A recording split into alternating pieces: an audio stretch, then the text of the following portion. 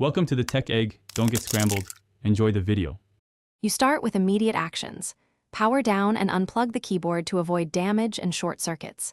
Once done, you check operating system layout settings to confirm Qwerty is selected. This avoids needless hardware work. Next, examine keys for debris or liquid.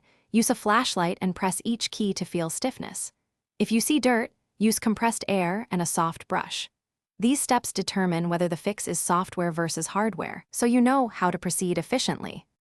Now you move into the complex middle.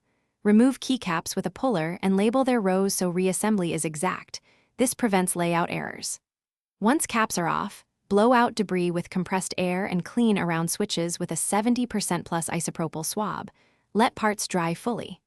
If a particular switch is sticky or dead, desolder or use a switch puller for hot swappable boards, then replace it. Also check stabilizers under long keys.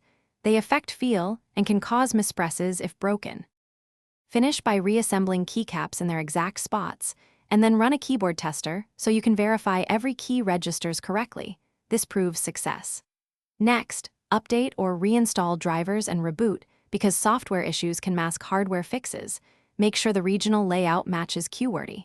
If problems persist, try the keyboard on another computer or a different USB port to isolate the fault. If faults repeat on multiple systems, plan for switch replacement or a full keyboard. Thanks for watching. Consider subscribing if I helped unscramble your problems.